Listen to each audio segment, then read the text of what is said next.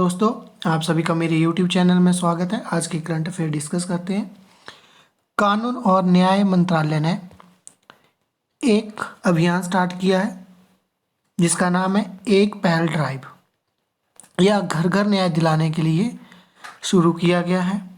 यह एक विशेष अभियान है जिसमें भारत के नागरिकों को न्याय तक उनकी पहुंच हो, उनको न्याय मिल सके, इसी के लिए ये स्टार्ट किया गया है।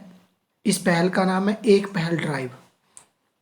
यह अभियान न्याय विभाग और नालसा द्वारा जो है शुरू किया गया है, भारत के हर नागरिक को न्याय तक पहुंचने के लिए और उसे न्याय मिल सके। भारत के वर्तमान मुख्य न्यायाधीश कौन है? न्यायमूर्ति श्री NV रमणा है।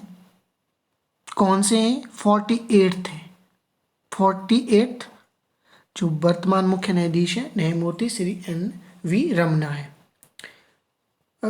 भारत में कुल कितने हाई कोर्ट हैं? तो भारत में कुल 25 हाई कोर्ट हैं। कितने हाई कोर्ट हैं भारत में? 25 हाई कोर्ट है। 25वां जो बना है वो तेलंगाना में बना है, आपको ये भी याद रखना है। 25वां कहाँ पे? तेलंगाना में। सबसे ओल्डेस्ट की बात करूँ मैं तो सबसे ओल्डेस्ट है आपका कलकत्ता। कलकत्ता सबसे ओल्डेस्ट है, ठीक है। और अभी जो 25वां बना है वो तेलंगाना बना है। हिमाचल प्रदेश हाई कोर्ट के अब जो नए मुख्य न्यायाधीश होंगे वो होंगे मोहम्मद रफीक। मोहम्मद रफीक अब नए मुख्य न्यायाधीश होने वाले हिमाचल प्रदेश हाई कोर्ट के। पहले ही कहाँ के मुख्य न्यायाधीश थे? ये थे मध्य प्रदेश के हाई कोर्ट के मुख्य न्यायाधीश थे ये मोहम्मद रफीक। अब ये कहाँ के होंगे? हिमाचल प्रदेश के। नेक्स्ट, 45वीं GST बैठक कहाँ पे हुई है? लखनऊ में हुई। किसकी अध्यक्षता में हुई? वित्त मंत्री निर्मला सीतारमण की अध्यक्षता में हुई। तो वित्त मंत्री कौन है? निर्मला सीतारमण।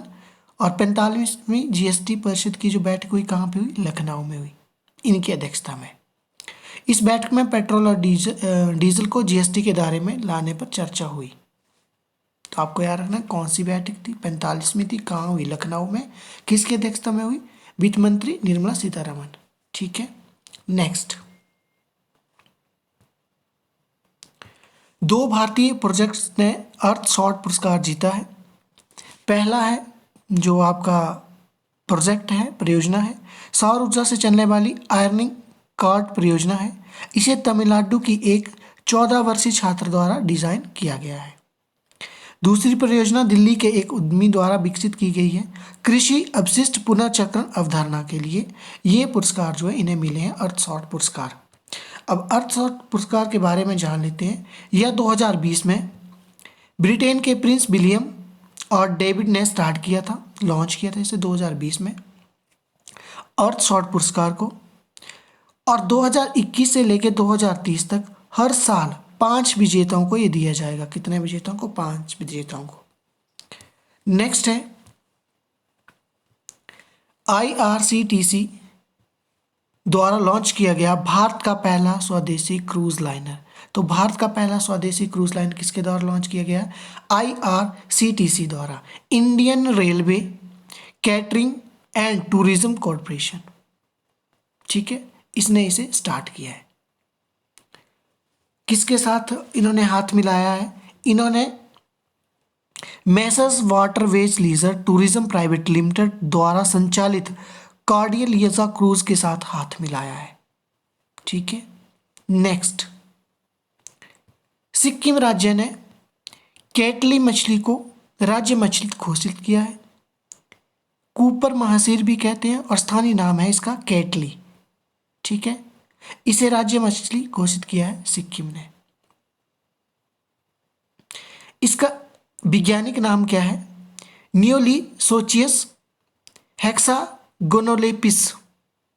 ये भी आपको याद रखना है। इसका वैज्ञानिक नाम भी, स्थानीय नाम इसका केटली और ऐसे से कूपर महासीर भी कहते हैं। केटली मछली के महत्व को उजागर करने और इसके संरक्षण के उपायों पर जोर देने के लिए ही यह निर्णय लिया गया है। सिक्किम के मुख्यमंत्री PS गोले और राज्यपाल हैं गंगा प्रसाद। ये भी आपको रखना है याद। राज्यपाल कौन है? गंगा प्रसाद। और मुख्यमंत्री हैं PS गोले।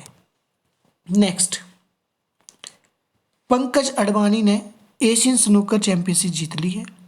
इन्होंने आमिर सरखोश को हराकर यह एशियन स्नूकर चैंपियनशिप 2021 जीती है। यह लगातार इन्होंने दूसरी बार जीती है। 2019 में भी एशियन स्नूकर चैंपियनशिप के ये विजेता रह चुके हैं पंकज अडवाणी। किसे हराया? आमिर सरखोश को इन्होंने हराया, ये भी आपको याद रखना है। नेक्स्ट है केंद्रीय रक्षा मंत्री राजनाथ सिंह ने shining Sikh youth of India पुस्तक का विमोचन किया है। ये सिखों के 9वें गुरु तेग बहादुर की 4वीं जयंती के उपलक्ष्य में नई दिल्ली में इन्होंने shining Sikh youth of India पुस्तक का विमोचन किया है।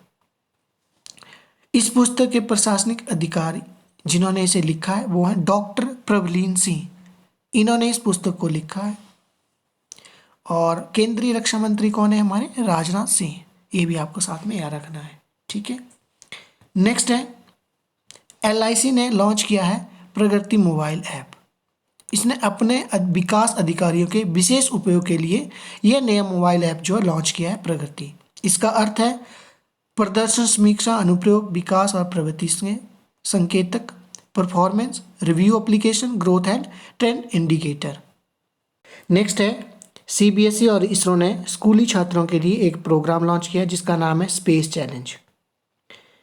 इसरो और CBSE के सहयोग से नीति आयोग के अटल इनोवेशन ने पूरे भारत में स्कूली छात्रों के लिए इसे लॉन्च किया गया है स्पेस चैलेंज को। यह देश भर के सभी स्कूली छात्रों सलाहकारों शिक्षकों के लिए तैयार की गई है, जो न केवल अटल टिंकरिंग लैब बल्कि इसके अलावा जो स्कूल्स हैं उनमें भी इसे स्टार्ट किया जाएगा।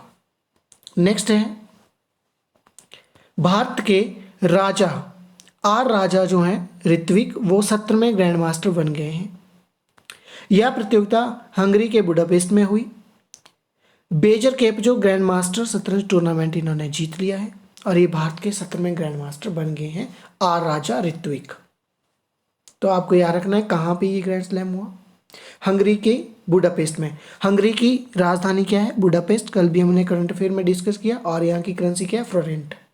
ये भी आपको याद रखना है। नेक्स्ट है विश्व बैंक समूह डूइंग बिजनेस रिपोर्ट जो है इसका प्रकाशन बंद करने जा रहा है। ये हर वर्ष जो है वो डूइंग बिजनेस रिपोर्ट प्रकाशित करता था, लेकिन 2018 और 20 की रिपोर्ट डाटा में कुछ गड़बड़ियां अनियमितताएं पाई गई, जिसके कारण जो है ये अब इसका प्रकाशन बंद करने का इसने फैसला ले लिया है। 2017 में भी चीन की रैंकिंग को बढ़ावा देने के लिए शीर्ष अधिकारियों के ऊपर जो था वो दबाव डाला गया था, जिसके कारण जो डेटा था उसमें अनियमितताएं गड़बड़ियां आई, जिसके कारण भी अब इसको जो है बंद करने का फैसला ले लिया है इन्होंने। इसका प्रकाशन अब ये बंद कर देगा। इसका मुख्यालय वाशिंगटन DC संयुक्त राज्य अमेरिका में है। गठन इसका 1944 में हुआ था और इसके अध्यक्ष हैं डेविड माल्पस। ये भी आपको याद रखना है। अगर आप सभी को मेरी वीडियो अच्छी लगे तो लाइक शेयर सब्सक्राइब करना ना भूलें। धन्यवाद।